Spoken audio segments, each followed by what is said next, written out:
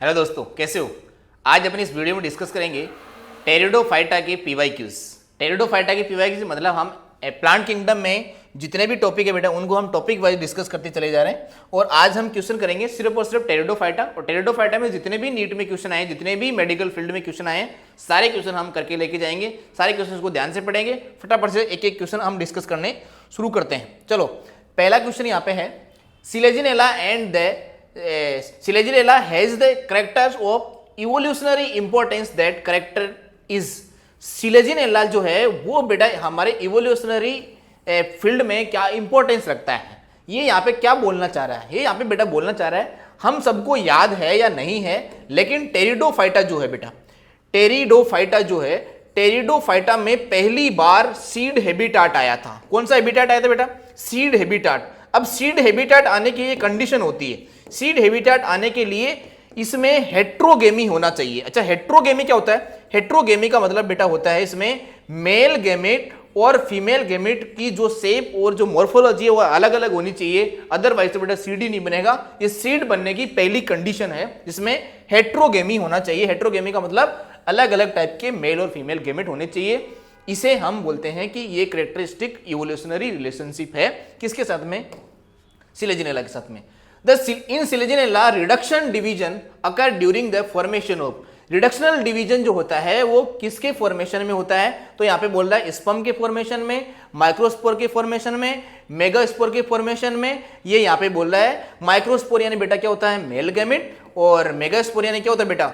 Female gamete. Female gamete के case में, तो दोनों के केस में ही रिडक्शनल डिवीजन होता है। रिडक्शनल डिवीजन का हम सिंपल सा मीनिंग निकालते हैं मियोसिस। तो मियोसिस के थ्रू यहाँ से गैमेट बनता है। नेक्स्ट क्वेश्चन हम बेटा डिस्कस करते हैं, in pteridophytes dryopteris meiosis occur at the time of. Dryopteris में जो है वो वहां पे मियोसिस कब होता है? तो हम यहाँ पे बोलते हैं गैमेट फॉर्मेशन में नहीं। देखो, प्लांट केस में हम गैमेट फॉर्मेशन की बेटा जनरली बात नहीं करते हैं। प्लांट केस में हम गैमेट के लिए जनरली वर्ड यूज करते हैं, गैमेट की जगह स्पोर, इसलिए स्पोरोफाइट हम वर्ड यूज करते हैं, स्पोर देने वाला प्लांट का पार्ट।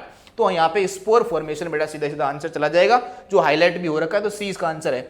नेक्स्ट क्वेश्चन बेटा देखो, in plant having vascular supply producing spore but lacking seed is a. ये यहाँ पे क्या बोल रहा है कि यहाँ पे वेस्कुलर सिस्टम आ गया। वेस्कुलर सिस्टम का मतलब जाइलम एंड फ्लोएम आ गया। जाइलम और फ्लोएम पहली बार कहां पे आया? जाइलम और फ्लोएम बेटा पहली बार आया है इसमें टेरिडोफाइटा में। इसलिए टेरिडोफाइटा को, जिम्नोस्पर्म को और एंजियोस्पर्म को मैं यहां पे लिख देता हूं pteridophyta, gymno and angio. Gymno and angio ये जो तीनों है, ये तीनों बेटा ये पहली बार यहां पे पहली बार वेस्कुलर सिस्टम आया। वेस्कुलर सिस्टम का मतलब क्या? Xylem phloem. और जाइलम फ्लोएम के बेस पे इसे हम, इन तीनों को हम बोलते हैं, एक नया नाम देते हैं क्या? ट्रेकियोफाइटा। क्या बोलते हैं इसे बेटा अपन? ट्रेकियोफाइटा। तो ट्रेकियोफाइटा भी अगर किसी क्वेश्चन में लिखा हुआ मिले तो इन तीनों में से हमारा आंसर सही जाएगा। ऐसा बोल सकता है ट्रेकियोफाइटा नहीं है तो हम क्या लगाएंगे कि जिम्नो, एंजियो, इनको छोड़ के ब्रायो और एल्गी का कोई एग्जांपल देके तुम्हें पूछेगा, इसलिए प्लांट किंगडम में एग्जांपल बहुत इंपॉर्टेंट है। तो इसका आंसर क्या चला जाएगा बेटा? बी इसका आंसर चला जाएगा। नेक्स्ट क्वेश्चन देखो, सीड हैबिटाट ओरिजिनेटेड फर्स्टली इन। सीड हैबिटाट कहां से आया? टेरिडोफाइटा से ही आया, क्योंकि इसमें हेट्रोगेमी सिलेजिनेला और साल्विनिया में आई थी। सिलेजिनेला और साल्विनिया से याद रखना है, सिलेजिनेला एंड साल्विनिया में पहली बार क्या आया था बेटा? हेट्रोगेमी आया था। और हेट्रोगेमी आने की वजह से क्या हुआ? हेट्रोगेमी आने की वजह से यहाँ पे क्या हुआ था? सीड हैबिटाट आया था, लेकिन सीड यहाँ पे बन नहीं पाए थे। चलो, नेक्स्ट क्वेश्चन है मैच द कॉलम का। यहाँ पे क्लास दे रखी है एनसीईआरटी में टेरिडोफाइटा के जो मोस्ट के बाद में जो एग्जांपल्स दे रखे हैं उनमें सीधी सीधी बात यहाँ पे लिखी हुई है। आप एनसीईआरटी से भी मैच करा सकते हैं इसको। साइलोटम, लाइकोप्सिडा, स्पिनोप्सिडा और टेरोप्सिडा, इनमें आप मैच कराओगे तो ध्यान से देखना। पहला है साइलोटम। साइलोटम में बेटा यहाँ पे सीधा सीधा लिख रहा है साइलोटम। साइलोप्सिडा में साइलोटम आएगा, तो सीधा सीधा यहाँ पे हम कनेक्ट भी कर सकते हैं। साइलोप्सिडा, साइलोटम, सीधी सीधी बात है। बी में क्या है बेटा? लाइकोप्सिडा। लाइकोप्सिडा का यहाँ पे आंसर चला जाएगा सिलेजिनेला। ये थोड़ा सा अलग हटके है, लेकिन हम यहाँ पे कनेक्शन बना लेंगे कि यहाँ पे सिलेजिनेला इसका आंसर जाएगा। नेक्स्ट है स्पिनोप्सिडा। स्पिनोप्सिडा में बेटा क्या जाएगा? स्पिनोप्सिडा में यहाँ पे जाएगा एक्विसिटम। तो इक्विसिटम कहां पे मैच कर रहा है? इक्विसिटम जा रहा है सी के अंदर। और टेरोप्सिडा में क्या जाएगा बेटा, ड्रायोप्टेरिस, तो ड्रायोप्टेरिस इसका आंसर चला जाएगा, ड्रायोप्टेरिस, टेरिस एडियंटम। ये हमारी एनसीईआरटी का ही बेटा क्वेश्चन है और सीधा सीधा इसका आंसर ए चला जाएगा। एनसीईआरटी बेस्ड क्वेश्चन बहुत सारे आते हैं, लेकिन प्रीवियस ईयर क्वेश्चन बेटा डिस्कस हम करेंगे, तब जाके हमें थोड़ी बात समझ में आएगी। यहाँ पे एनसीईआरटी में लिखी हुई फोटो है, उसके साथ में इसके नाम बताने हैं, बहुत ईजी क्वेश्चन होता है, लेकिन अगर हमारी एनसीईआरटी ढंग से नहीं पढ़ी होती है तो बेटा प्रॉब्लम होती है।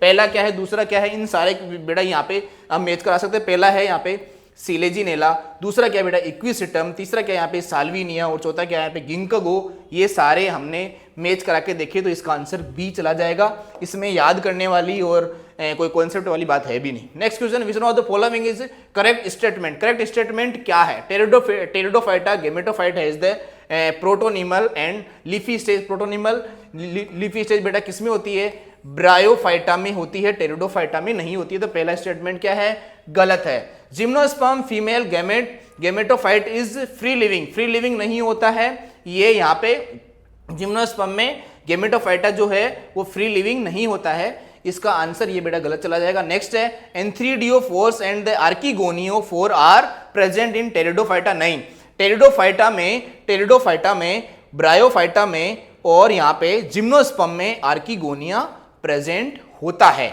जो यहाँ पे क्या बोल रहा है, एंथ्रीडियोफोर आर्किगोनियोफोर, ये यहाँ पे ब्रायोफाइटा का बेटा क्या है, ये यहाँ पे करेक्टरिस्टिक फीचर है, इसलिए सी बी इसका आंसर गलत है। यहाँ पे टेरिडोफाइटा की बात कर रही है।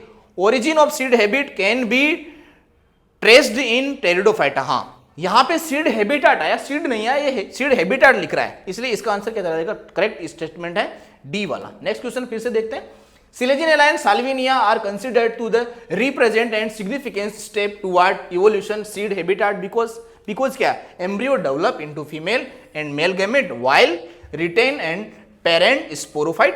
मतलब ये यहाँ पे सीड हैबिटाट की सीड जैसी कंडीशन बन गई। जैसे मान लेता हूँ कि पहले जाइगोट बना बेटा, जाइगोट बनने के बाद में क्या बना, जाइगोट बनने के बाद में एम्ब्रियो बना, और एम्ब्रियो बनने के बाद में वो सीड में मतलब कुछ स्टेज ऐसी आई कि वहां पे सीड जैसी कंडीशन बनने लगी, लेकिन सीड कोट हार्ड नहीं बनने की वजह से वो सीड इस नेचर में सर्वाइव नहीं कर पाया।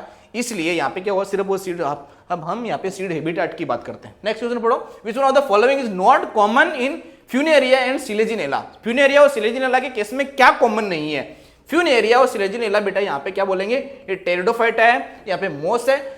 टेरिडोफाइटा में जो रूट सिस्टम आ गया था, लेकिन फ्यूनेरिया मोस में नहीं आया था, इसलिए इसका ये आंसर चला जाएगा। बाकी सारे इनमें दोनों में कॉमन होते हैं। अच्छा क्वेश्चन है, लेकिन कॉन्सेप्ट वाइज क्वेश्चन है।